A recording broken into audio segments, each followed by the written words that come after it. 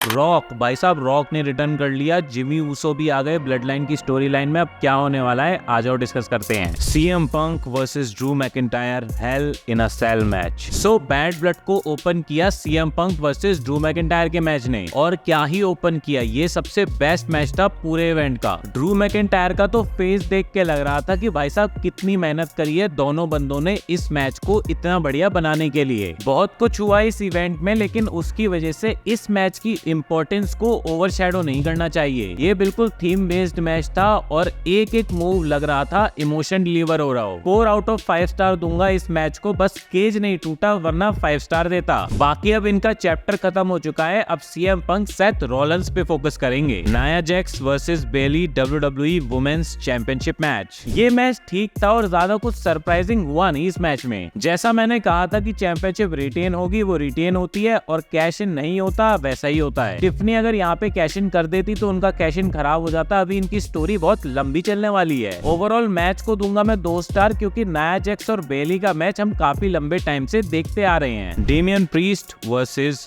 Finn Balor, ये match भी मेरे को इतना ज्यादा खास नजर नहीं आया। पहले तो इनकी स्टोरी को सही से बिल्ड नहीं किया गया और यहाँ पे भी डेमियन प्रीस्ट को जिता दिया गया। एक्सपेक्टेड था कि जजमेंट डे इंटरफेयर करेगी, लेकिन डेमियन प्रीस्ट का जीतना थोड़ा मेरे को सही नहीं लगा। फिन बैलर जो इतने टाइम से ओवरशैडो होते आ रहे हैं, वो यहाँ पे भी वीक दिखाई दिए। मतलब WWE ने क्लियर कर लिया है कि फिन बैलर अब बाकी सुपरस्टार्स को पुश करेंगे। इनकी स्टोरी की बात करें तो अभी ये और लंबी चलने वाली है, लेकिन जजमेंट डे की रेलेवेंसी धीरे धीरे खत्म होती जा रही है। इस मैच को भी मैं दूंगा 2 स्टार आउट ऑफ 5। वहीं ट्रिपल एच आते हैं क्राउन ज्वेल के रिलेटेड अनाउंसमेंट करने। वो बताते हैं कि क्राउन ज्वेल में वर्ल्ड चैंपियन वर्सेस चैंपियन का मैच होगा और उसका जो विनर होगा वो बनेगा क्राउन ज्वेल चैंपियन, और उसको मिलेगी 50 कैरेट डायमंड की चमचमाती हुई चैंपियनशिप बेल्ट। ये बेल्ट फिर हर साल शायद क्राउन ज्वेल पे डिफेंड भी होगी। वहीं रिंग के अंदर गुंथर आ जाते हैं और जनता गोल्डबर्ग चिल्लाने लगती है, क्योंकि बैड ब्लड देखने के लिए गोल्डबर्ग भी आए थे और लास्ट टाइम गुंथर ने बोला था कि गोल्डबर्ग उनकी इंस्पिरेशन है। वहीं आज गुंथर बोलते हैं कि नहीं नहीं, तुम मेरी कोई इंस्पिरेशन नहीं हो। फिर इनके बीच में कहा सुनी हो जाती है। गोल्डबर्ग रिंग में भी आ जाते हैं, लेकिन दोनों की झड़प नहीं हो पाती क्योंकि सैमी ज़ेन आ जाते हैं। वहीं रॉ पे जो मैच होने वाला है उसको लेके मेरे मन में थोड़े से डाउट्स बढ़ गए हैं। एक्चुअली अब next pay per view crown jewel है और उसके अंदर चैंपियन वर्सेस चैंपियन का मैच है रियाद में, और रियाद के लोग सैमी ज़ेन को बहुत ज्यादा पसंद करते हैं क्योंकि लास्ट टाइम वो उनके जैसी आउटफिट पहन के आए थे। और दूसरी तरफ गुंथर और गोल्डबर्ग को इस तरह भिड़वाना WWE की कोई नेक्स्ट स्टोरी लाइन हो सकती है, क्योंकि गोल्डबर्ग ने तो बोल रखा है कि भाई अभी मेरा लास्ट मैच बाकी है WWE में, और जब तक हमें गुंथर वर्सेस ब्रॉक लेसनर नहीं मिल सकता,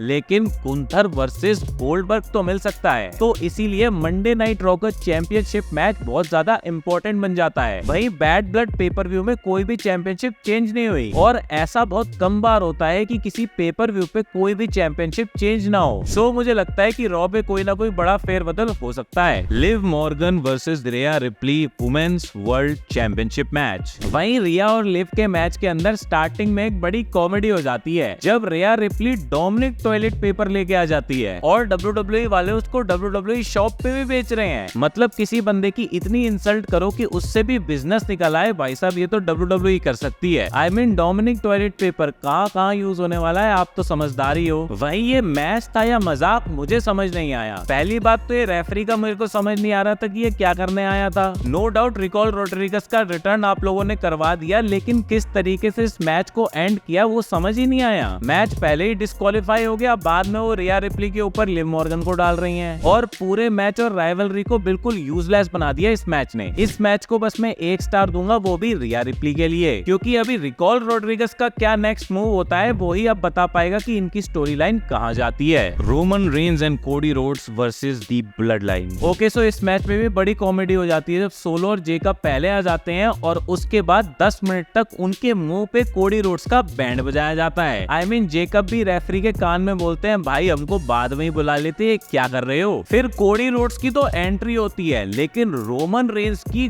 गॉड एंट्री होती है। बंदे की एंट्री से ही पता चल गया था कि बंदा गॉड मोड पे चल रहा है। क्राउड के अंदर कोई ऐसा बंदा नहीं था जो एक्नॉलेज ना कर रहा हो ट्राइबल चीफ को। मैं बता दूं इस टाइम पे रोमन रेंज का ऑरा अलग ही लेवल पे चल रहा है। वहीं इस मैच को 1 घंटे से ज्यादा का टाइम अलॉट किया गया था, इस वजह से ही पहले ये मैच स्लो पेस पे चलता है। वहीं एक स्पॉट मेरे को बढ़िया लगा जब कोडी रोड्स बोलते हैं भाई तू देख मैं चला, और उसके बाद जेकब फाटू के ऊपर पर अनाउंस टेबल पे जंप कर जाते हैं। फिर एक्सपेक्टेड रिटर्न होता है जिमी ऊसो का, उस वजह से रोमन रेंस मैच जीत जाते हैं और उसके बाद द रॉक की एंट्री होती है। रॉक आके सिर्फ एक जेस्चर करते हैं, 1 2 3 खल्लास। इसका मतलब यही है कि रोमन रेंस, जिमी ऊसो और कोडी रोड्स उनके टारगेट लिस्ट पे आ चुके हैं और रोमन रेंस वर्सेस रॉक के रेसलमेनिया के मैच की शुरुआत अब हो चुकी है। उसी के साथ साथ हो सकता है कि रॉक सर्वाइवर सीरीज के अंदर भी मैच करने आ जाएं। केविन ओवेंस और रैंडी ऑर्टन के इंटरफेरेंस ना करने की वजह से मुझे लगता है कि कोडी रोड्स अभी ब्लड लाइन की स्टोरी का ही पार्ट रहेंगे। तो रोमन रेंस, जिमी ऊसो और कोडी रोड्स तो हो गए, लेकिन अभी इनकी टीम के अंदर चौथा मेंबर आना बाकी है सर्वाइवर सीरीज के लिए। वही ब्लड लाइन में से कौन कौन पार्टिसिपेट करेगा अभी इस पे डाउट है और हो सकता है कि रॉक भी उस टीम को ज्वाइन कर लें। ओके, सो आप में से कई लोगों ने सही प्रेडिक्शन किया। 270 से ऊपर मेरे पास कमेंट आए थे, उसमें से 27 लोगों ने सही प्रेडिक्शन की और उन सब के नाम अब मैं बता देता हूँ। MW Wasim king, Saddaf 6300, Juned Ahmad, Asiya Meenu,